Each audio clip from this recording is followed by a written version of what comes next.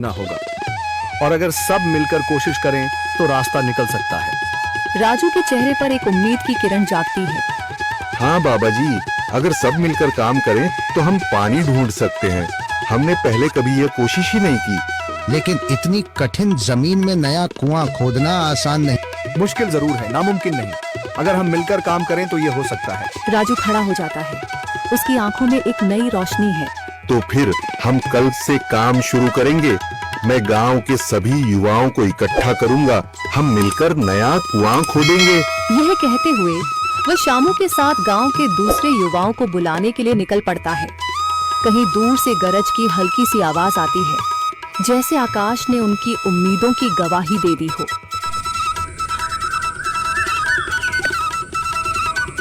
अगली सुबह राजू और शामू गांव के युवाओं को इकट्ठा करने निकल पड़े। चौधरी महेश की हवेली के सामने एक भीड़ जमा है। बाबा जी, संदरी, गांव के कुछ बुजुर्ग और किसान सभी मौजूद हैं। हम हाथ पर हाथ रखकर नहीं बैठ सकते।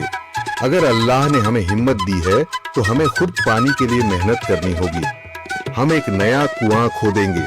लेकिन राजू, क्या हमें यकीन है कि वहाँ पानी मिलेगा? बेटा, पानी जमीन के अंदर होता है, बस सही जगह खोदने की जरूरत है। हमने अपने बुजुर्गों से सुना था कि पुरानी नहर के पास जमीन नरम थी, शायद वहीं पानी हो। बाबा जी सही कह रहे हैं।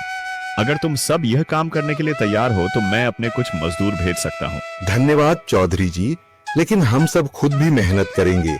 यह हमारे गांव के अस्तित्व की लड़ाई है। संदरी, जो अब तक चुप थी, आगे बढ़ती है। हम औरतें भी पीछे नहीं रहेंगी। हम पानी लाने की व्यवस्था करेंगी, खाना बनाएंगी, ताकि तुम सब आराम से काम कर सको। यही हिम्मत चाहिए थी संदर। पूरा गांव एक नई उम्मीद के साथ कुआं खोदने की तैयारी में जुट जाता है। दूसरी ओर कुआं खोदने का काम शुरू हो चुका है। राजू, शामू और दूसरे युवा बेलचे चलाने लगते हैं। मिट्टी बाहर निकाली जाने लगती है। तेज गर्मी के बावजूद सब पूरी हिम्मत के साथ जुटे हुए हैं। दोपहर की तेज धूप जमीन आग की तरह तप रही है। गांव के लोग लगातार कुआं खोदने में जुटे हैं।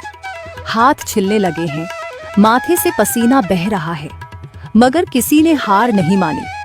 महिलाएं पानी और सत्तू लेकर आती हैं ताकि पुरुषों को कुछ राहत मिले। हमें और गहराई तक जाना होगा। अब तक सिर्फ सूखी मिट्टी और पत्थर ही निकल रहे हैं। राजू, यह बहुत कठिन काम है। अगर हमें पानी न मिला? अल्लाह मेहनत करने वालों को कभी निराश नहीं करता बेटा। तुम सब अपनी कोशिश जारी रखो, पानी जरूर निकलेगा। हिम्मत मत हारो। अगर अब रुक गए तो फिर कभी पानी नहीं मिलेगा।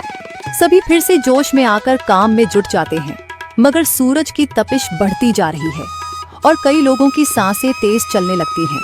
तभी एक तरफ से रामलाल और उसके आदमी हंसते हुए आते हैं। अरे भाई, तुम्हें लगता है कि जमीन तुम पर रहम करेगी? हाँ हाँ, ना समझ लोग, ये सब बेकार की मेहनत है। रामलाल, हमारा हौसला मत तोड़ो। अगर तुम मदद नहीं कर सकते तो कम से कम मजाक भी मत उड़ाओ। मदद? हाँ, मैं अपने कुएं का पानी बेच सकता हूँ, मगर मुफ्त में नहीं दूंगा। राजू सब अनसुना कर फिर काम में लग जाता है। शाम होने लगती है, लेकिन अभी तक पानी का नामो निशान नहीं। कुछ लोग मायूस होकर पीछे हटने लगते हैं। राजू, शायद रामलाल सही कह रहा है। यह सब बेकार है। नहीं शामू, हमें हार नहीं माननी।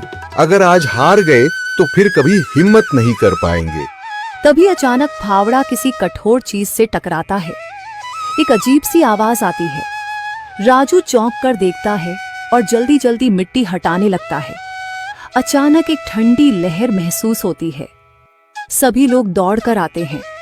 जैसे जैसे मिट्टी हटती है, नीचे से गीली जमीन नजर आने लगती है।